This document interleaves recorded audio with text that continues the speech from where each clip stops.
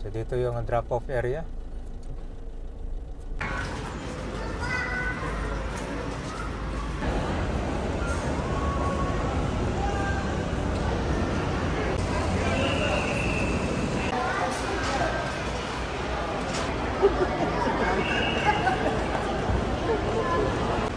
Ito na yung departure area nila.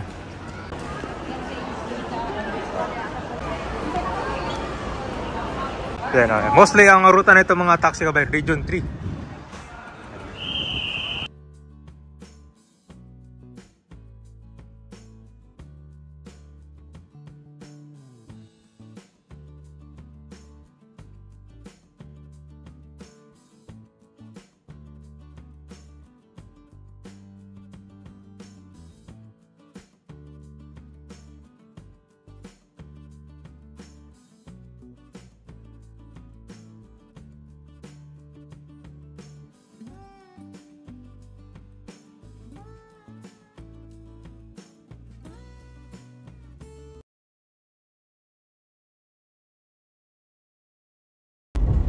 Nandito tayo ngayon sa Sacobia Bridge. Kita mo itong bagong tulay dito. Napakagandang design. Nandito tayo ngayon sa area ng Pampanga. Ito po yung tinatawag nilang Clark Freeport Zone dito. Ito na yung rotonda ngayon. At dediretso tayo dito para papunta sa Clark International Airport.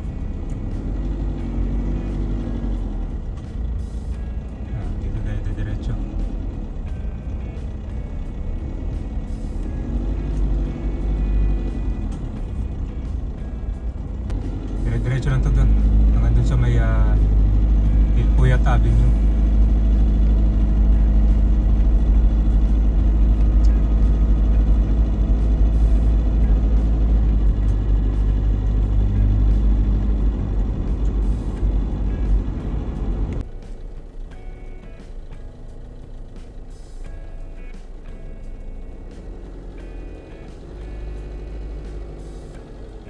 Ito nakikita nyo yung nakabakod. Yan gagawin yung station.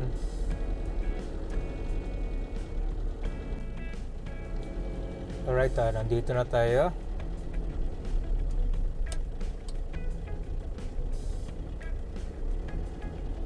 Sa kanan, ito yung papuntang Clark Freeport.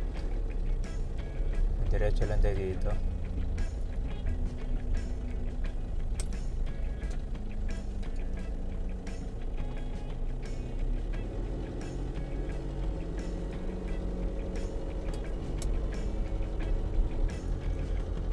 So ngayon naman medyo malapit siya. Ngayon itong pupuntahan natin, itong bagong terminal building nitong Clark International Airport. Napakaganda ng design nito, modern. Malawak na yung ginagawa nilang construction dito. Alright, so ito na yung bagong terminal building.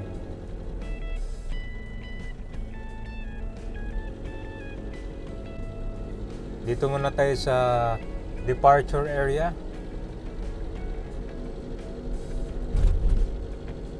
Malawak yung parkingan nila dito, walang problema.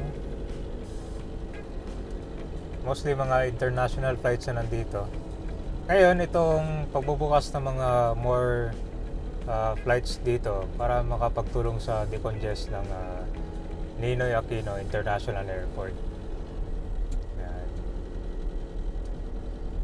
Tingnan mo yung design ng terminal dito. Katulad siya dun sa Cebu, yung Mactan Airport.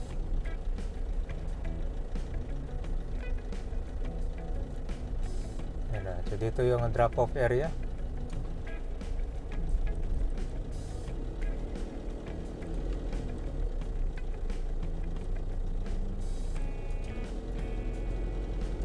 Siguro kung mas marami ng mga domestic flights dito, yan. Mas maraming mga tao ang mas maraming mga tao ang dito. Malilipat ng flights sila. Lipat naman tayo sa baba.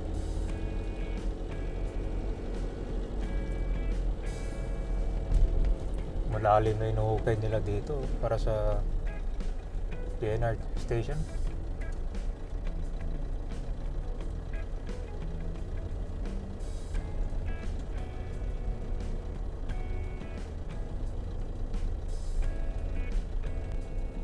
Eto, na umikot lang tayo.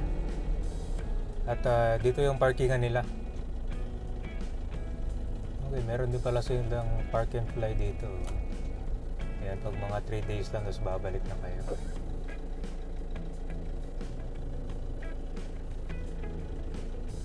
Ito yung kuha na ng ticket, no? Pipindutin mo lang tong machine. Tingnan mo yung parking area, ang laki, di ba? Lawak.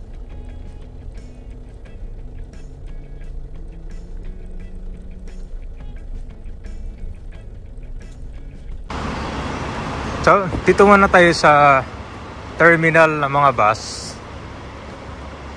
Yan o. Ito sila, mga biyahe papuntang Cubao. Ito, mga Victory Liner. Tapos meron na rin mga CR dito. Dito yung bilihan ng mga pagkain. Ito ko sa inyo yung mga ruta nito ha.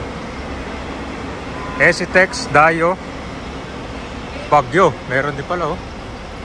Tarlac, Dayo. Yan, meron na mga bilihan ng mga pagkain. Napakaganda ng airport dito.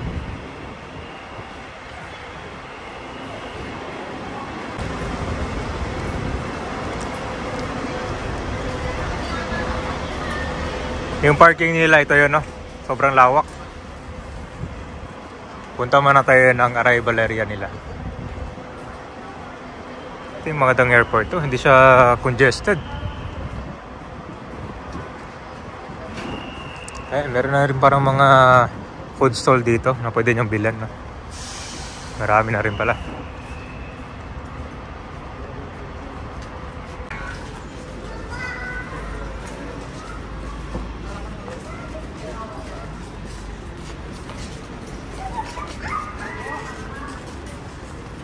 At more, mas marami pa tayong abangan na food stall dito.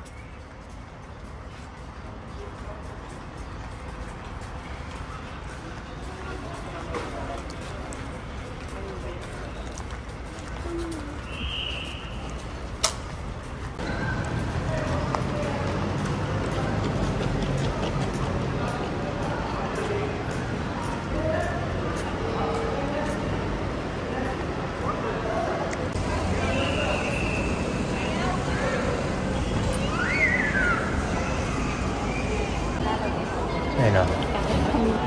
Ito yung mga waiting area nila. Malawak. Dadaan.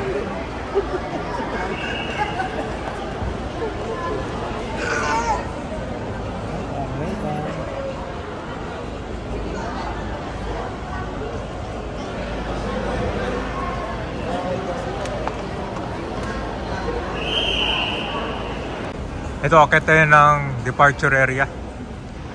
Ito yung escalator nila.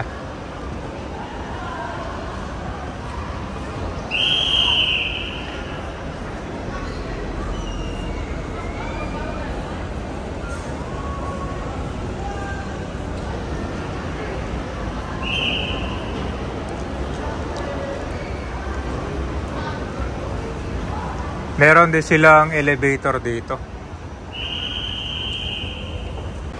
Ito na yung departure area nila. Tingnan mo yung design dito. Oh. Ano siya?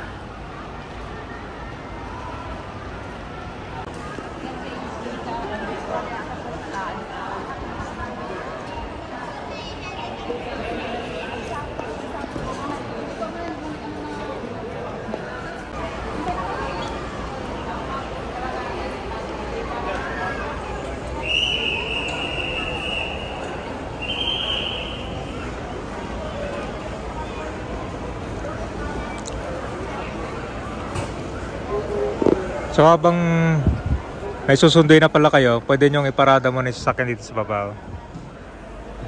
Habang kinakarga nyo yung mga gamit. Tapos yung mga mag-aantay ng sundo nila dito. Pagkalabas pa lang, makikita nyo na dyan. No?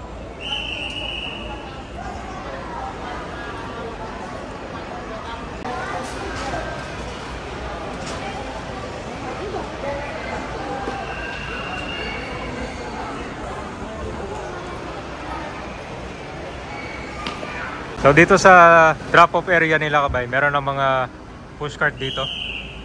Meron din mga mag-a-assist niya kung marami kayong mga bagahe. Porterage.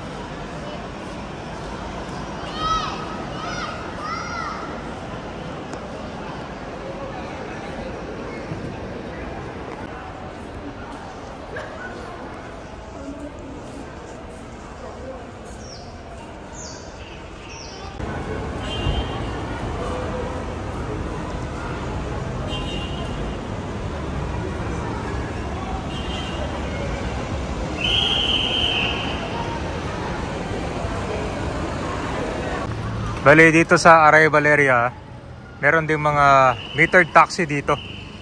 Ito mga kulay blue. Pero mostly ang area nila dito ay Region 9. Blue taxi.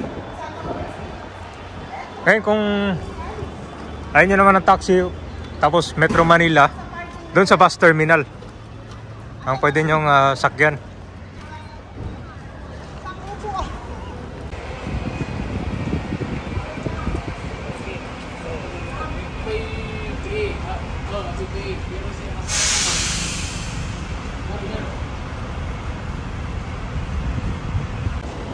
Alright, yung sa bus terminal at yung future naman na NSCR, Clark Station. Dito malapit sa airport, ito na yun, yung nakabakod. Nag-ukay na rin yan sila dyan, malalim na. So dito yung future. Maganda rin ang location ng train nito. Sabihin mo galing ka dito, pauwi ka ng Manila, sasakay ka na lang ng train.